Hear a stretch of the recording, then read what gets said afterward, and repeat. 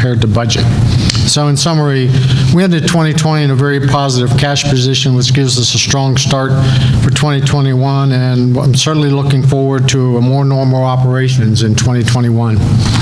Thank you. Thanks, Bruce. Bob, do you want to walk us through the carryovers? Okay. Typically, every year, we carry over some capital dollars from the prior year's budget to the current year's budget. And typically, these are your major projects like the Stonehenge Clubhouse renovation, Racket Center renovation, and things of that nature. So projects that we anticipate are going to lap over 2 years. We do estimates in the current year, and as you can imagine, due to weather or other things, we may not spend as much as we anticipate in the current year, but we'll have to spend that money in the next fiscal year. So most of that is, most of these carryovers fall in that category. There are some carryovers that relate to some repairs and maintenance to buildings, again, where we just weren't able to get to them in 2020 for one reason or another, some of which was related to COVID.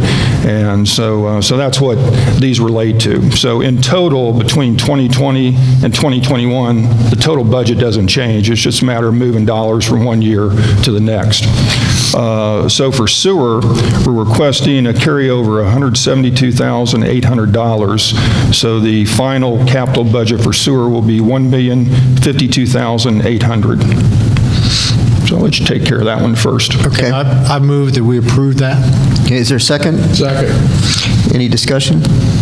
All those in favor, say aye. Aye. Opposed? Okay, sewer carryover is approved. Okay, for POA and amenities, the total is $525,473 of carryover, so the final capital budget will be $4,346,475. I move that we approve. Okay, is there a second? Second. Is there any discussion? All those in favor say aye. Aye. Opposed? The $525,473 is approved for carryover for POA and operations capital. Yesterday during the work session and during the executive session, we went through each one of those items, item by item. So we've all taken a look at each one of the items that Bob has suggested to carry over. In addition to that, we have a number of purchase requisitions for today's consideration.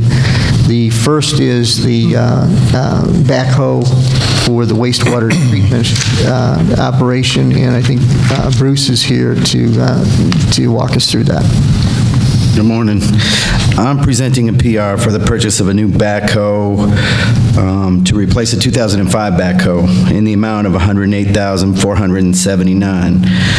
The budget numbers, the approved budget is $135,000, and the $108,479 reflects a $20,000 trade-in value for the 2005 backhoe that has over 8,000 hours on it. So we have 3 backhoes in the department, which we rotate about every 5 or 6 years, depending on the hours on the machine. So before the machines start giving us maintenance issues, we try to trade them in. And this is one of the years where we're trading it in. So once again, the 2005 backhoe that we're trading in is, they're giving us $20,000 for. Okay, are there any questions? And may I have a motion to approve the purchase of the backhoe for $108,479? I so move. Is there a second? Second. Okay, is there any discussion? All those in favor say aye. Aye. Opposed? Okay, that backhoe is approved. Thank you. The second item is another backhoe that is used for the property maintenance group for $104,948. And we don't have Sam here. Are you gonna do? Okay.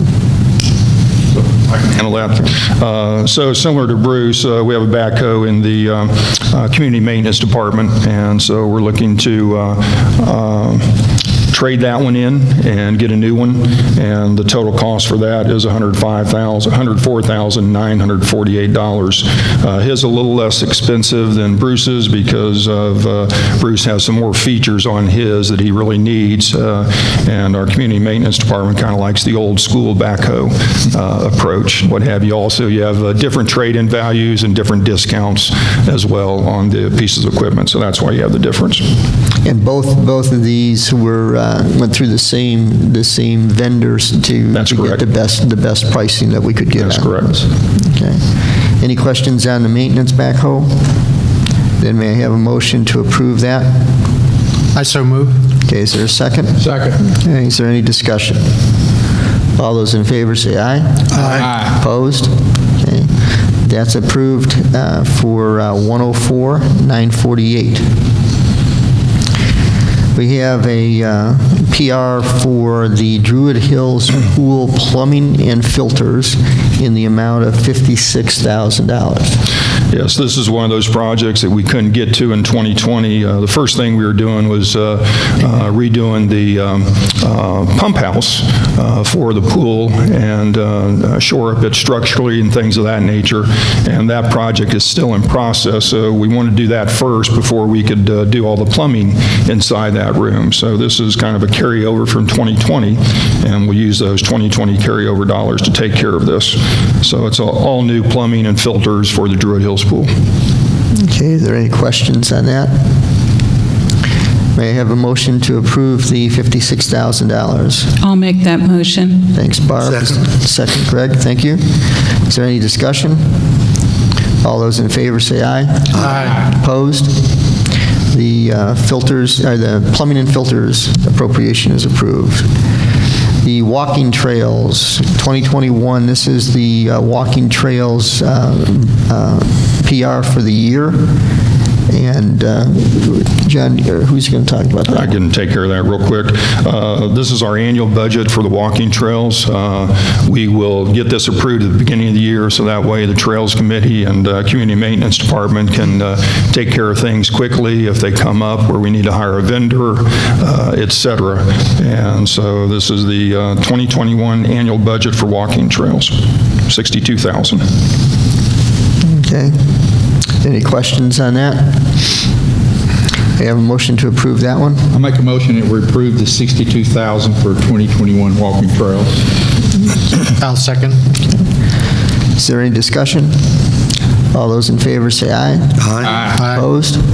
Okay, the 2021 walking trails PR is approved for $62,000. Golf course improvements and projects, $35,000. I'm on a roll, so I'll take care of this one too. This is our annual budget for golf course improvements. Normally it's $85,000, but this year we moved $50,000 of that budget over to equipment as we needed to purchase some more equipment for the golf courses. And so took it down to $35,000 this year. All this work will be done in Dorchester. It includes adding some bunkers using the Better Billy bunker system to the right side of number 3, adding a new tee box on number 17. That's a par 3. And so typically on par 3s, you like to have a lot of tee boxes. Otherwise, they really get beat up with divots and things of that nature. Then we also need to add a fan on number 12 green and paint the exterior of the maintenance facility, which is currently, with our addition to that, is multicolored facility. So we'd like to paint it so it's all one color and looks nice for the neighborhood. Okay, are there any questions on the golf course improvement PR at 35? Then may I have a motion to approve that? I move that we approve the golf course improvement. I'll second. Okay. Is there any discussion?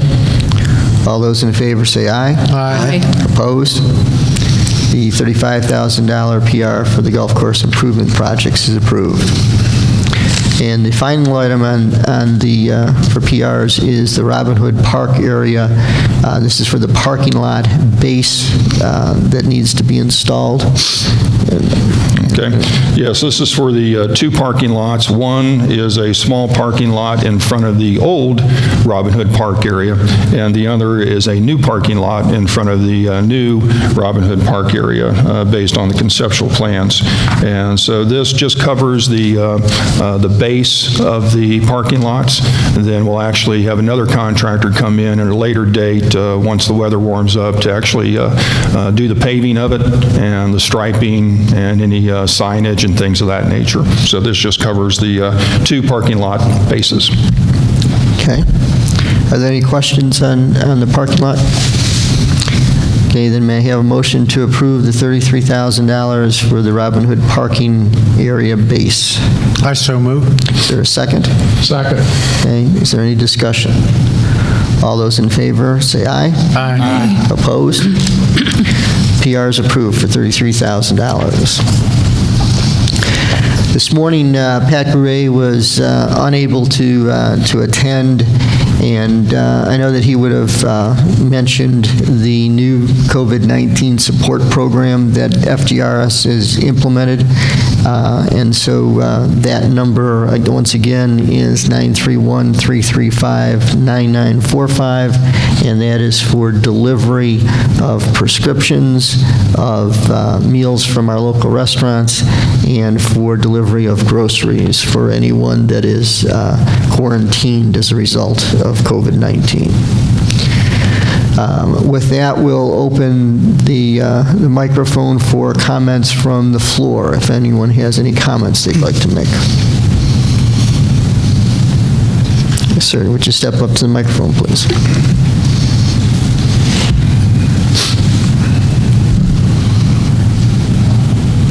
Can you hear me all right? Speaking right into the microphone, please. Can you hear me all right? Yeah, and that's to make sure that it's recorded, so stay close. Thanks to for the opportunity.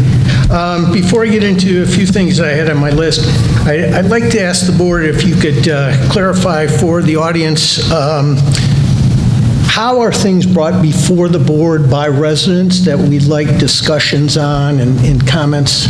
How does that procedure work?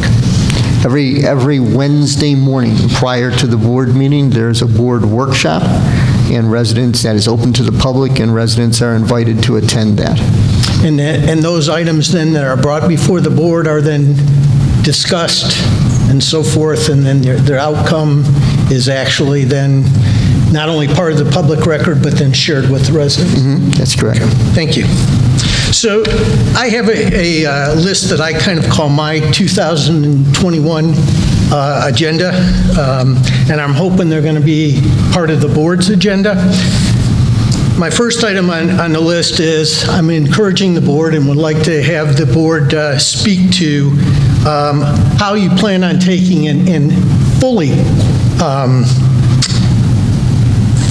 going ahead and extending the Tennessee Open Meetings Act, how you're actually going to incorporate that. I understand, as I brought it up before, that you don't have to totally, right now, comply with that, and don't fully, but I'd like to take and have the board discuss how you can eventually get into that compliance. So that's one on my agenda. Second is the board taking up how we can take and go about coming up to agreement with potential change to the election process, specifically voting. Not just that this is the way it's set up, but I'd like to take and have the board talk about and explore the feasibility of actually making change. Third, and it's kind of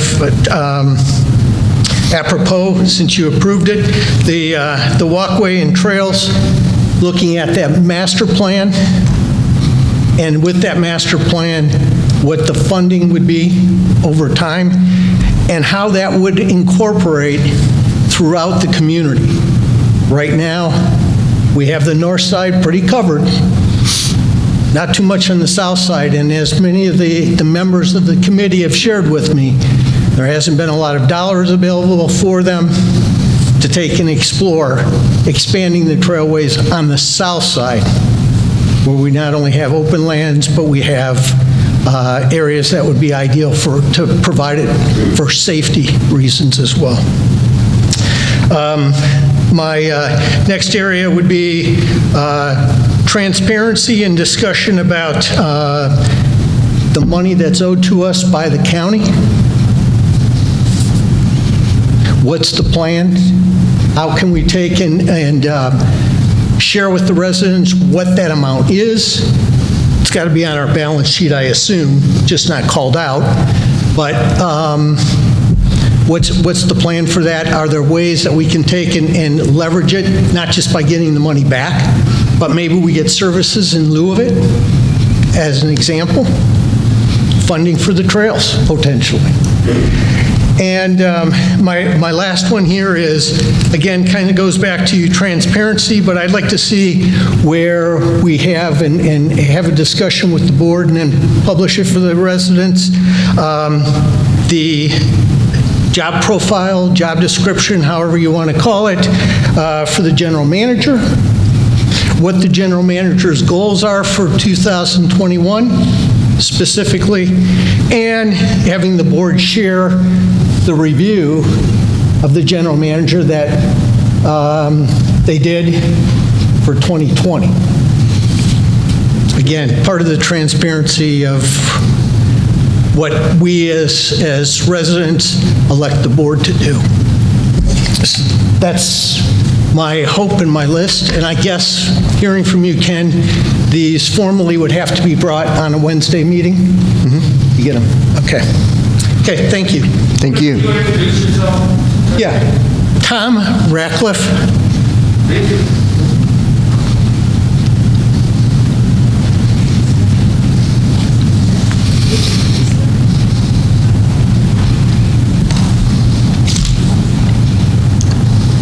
Yes, my name's Mary Reedner, and I live at 173 Trentwood off of Catoosa Drive. And I'm just here to ask the board to be cautious when you increase our annual homeowners association fee. For example, when I moved here in 2014, I've only been here 7 years, which is not terribly long, we were paying $88 a month. We're now up to $108, which is $20 increase a month, or $240 for the year. In 2018, we were paying $96. In 2019, it went $4 to $100. Then last year, it was $104, and this year, it's $108. So just in the 2 years, it's gone up 8%, or $96, or $144 in 3 years. I can absorb that. Many people in this room can absorb that, but there are a lot of people here in Fairfield Glade that cannot afford it. We just need to drive down Peavine and look around the Lake Catherine area, and many of those homes need to have the standards committee looking at them because they're just not being maintained. So I'm just cautioning you to be careful when you increase our annual dues. I know golf went up $1 this year. Perhaps there needs to be more emphasis on making the amenities more self-supporting, or a little bit more self-supporting. And let golf go up $2 and let us go to up $3 and balance it out to make it so that the amenities are more self-supporting, because again, there are many of us that don't use the 3 major amenities of pickleball, golf, and tennis. So like I say, I'm just cautioning you because not everyone here can afford it. Not everyone here lives in Fairfield North, Heatherhurst area and has the higher, $750,000 homes. Some of us are in much more modest homes, and we don't want people leaving Fairfield Glade for affordability purposes. So just as a caution, please be careful when you look at those fee increases on an annual basis. Thank you. Thank you. Do we have any other comments from the floor? This time I'll entertain a motion to adjourn. I so move. Is there a second for that motion? Any discussion? All in favor say aye. Aye. Then we stand adjourned.